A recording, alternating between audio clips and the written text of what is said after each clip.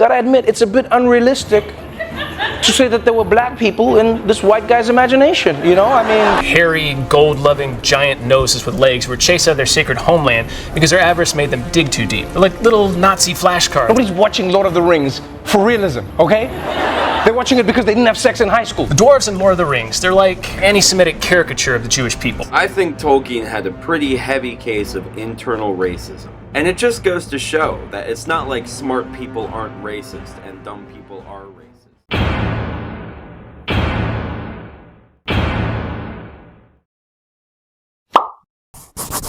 Oh great, another one.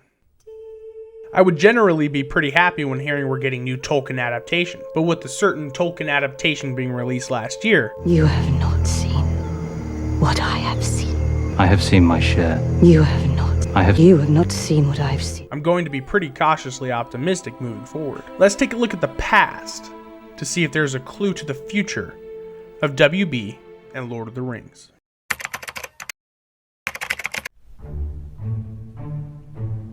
Did you have some kind of mechanism, in a sense, so that you could make sure that you were true to Tolkien? Well, we didn't want to put any of our own, certainly in terms of the thematic material, we didn't want to put any of our own baggage. I mean, we had no interest in putting our messages into this movie, but we thought that we should honor Tolkien by putting his messages into it. And we thought he cared about things. The countryside and the rise of evil, and he cared passionately about certain issues. And we thought what we should do to honor him is to make sure that what he cared about ends up in the movie. That's what we tried to do. Jackson's Trilogy is one of the most beloved franchises of all time by fans and critics. Making nearly $3 billion, obviously we can see why WB CEO David Zaslav is wanting to open up that piggy bank. I have no problem with anyone including a billion-dollar company making money, as long as they don't ruin a beloved mythology while doing so. That's why the Jackson Trilogy works so well. They adapted the mythology. We're trying to attain some sort of mythical reality, I think. From the actors to extras, from costume designers to just a handful of people spending 2 years in a single room doing nothing but making armored chainmail. And for me it's been about 5 months of non-stop. Everyone on set had a single focus: to adapt the world and mythology of the Lord of the Rings as best they could. All of their hard work and dedication would pay off on the 10th of December 2001. The first installment of The Lord of the Rings, The Fellowship of the Ring, was released in New Zealand cinemas, making $898 million. Incredible night. We're never ever going to forget this for the rest of our lives. This is unique, and thank you so much.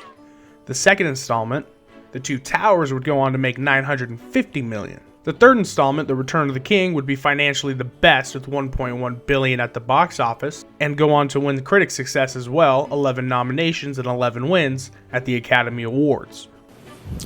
It's a clean sweep. The Lord of the Rings, The Return of the King, Barry M. Osborne, Peter Jackson, and Fran Walsh producers.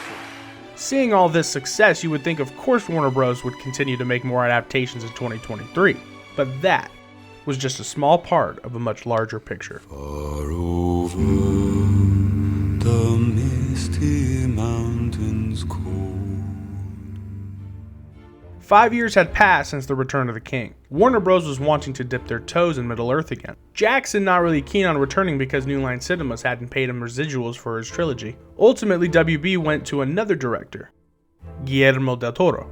Critically known for Pan's Labyrinth, also Blade and Hellboy, WB offered him the Hobbit franchise. Initially accepting the job, events were turned south very quickly. Rights issues, near studio bankruptcy, and lawsuits ultimately made Guillermo del Toro walk away from the project. You're as known for the movie you didn't do, The Hobbit, as the ones that you did. Yeah. How hard was it to walk away from that film after working on it in pre-production for so long? It doesn't get harder than that.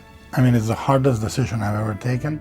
With the rights and lawsuits being settled, Warner Bros. Financial state was still in flux. And with Del Toro off the picture, they went back to the person who started it all, Peter Jackson. Hello, welcome to the first of our blogs on the making of The Hobbit. It's amazing to be back here again, and I look forward to keeping you up to date as we go through the next 2 2 or 3 years. With an outrageously great deal on the side of Jackson, getting paid $20 million per movie with 20% back end, he was set to pick up where Del Toro left off and direct The Hobbit. This is where things begin to take a turn for the once great director. Dropping the almost gothic aesthetic of Del Toro's vision, Jackson would have been said to be bitten by the CGI bug.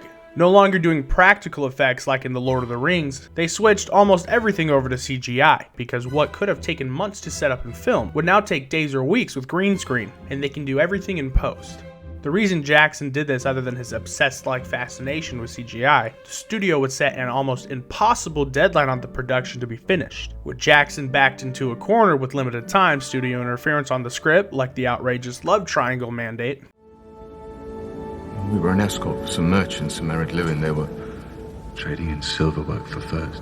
We took the Greenway south, keeping the mountain to our left. And then it appeared.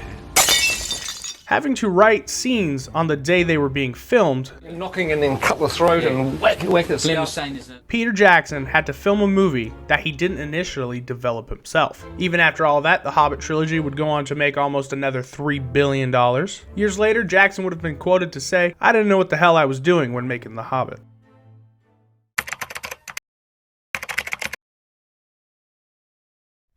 In February of 2022, fans of Tolkien and his world would be given the first glimpse into the long-expected Amazon series, The Rings of Power.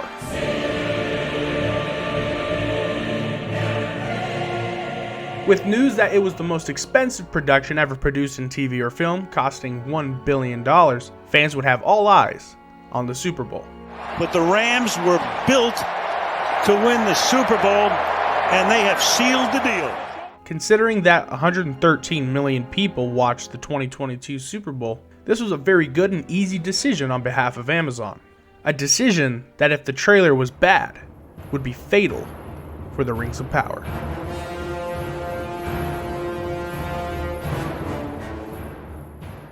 Fans were now seeing that they were in for another faulty adaptation of their most beloved stock, with Galadriel being the center focus of a story that she was very minimal in, and changing her character from a very stoic angelic being to now being an elven general leading a platoon of elves to war against an enemy that was not there for the most part, because she wanted vengeance that was also unwarranted. You have not seen what I've seen. I have seen my share. You have not seen what I have seen. You see, iceberg right ahead! But the fans couldn't get past General Galadriel being pretty insufferable. Almost to the point of a Mary Sue, because whenever she was wrong, she was right, with no logical explanation. When she was right, she was so crude to the people she was surrounded by that the audience didn't care. Are you going to tell me where the enemy is or not? A gift I have decided to refuse.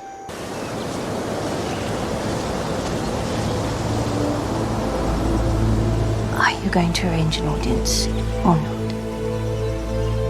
Also, the story was rushed due to the shortened timeline. Many of the characters were not fleshed out, and the whole story being a giant mystery box. The mystery box can possibly be due to the showrunners J.D. Payne and Patrick McKay being disciples of J.J. Abrams, who uses that storytelling technique more often than not. What are stories but mystery boxes? There's a fundamental question in TV. The first act is called the teaser. It's literally the teaser. It's the big question. So you're drawn into it. And then, of course, there's another question, and it goes on and on and on. I mean, look at like Star Wars. You got the droids. They meet the mysterious woman. Who's that? We don't know. Mystery box, you know. The Rings of Power had many flaws, but none more than hobbits and wizards being introduced in the Second Age.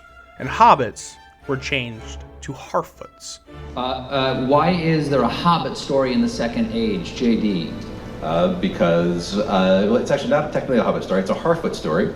And so Tolkien doesn't say anything about Harfoots not having done anything amazing in the Second Age. He says that hobbits before the Third Age didn't do anything impressive. So we felt we had license there to go ahead and tell a good Harfoot story. Fans ultimately rebelled against the show on social media, and Amazon did what any other company would have done. Blame their mistakes on the fans, and calling some of them racist for not wanting a diverse story and cast. When that didn't work, websites started popping up with Tolkien hit pieces, such as calling the author himself a racist, and because of these attacks, the fans were even more jaded. How do you say, oh shit, in Elvish? Oops.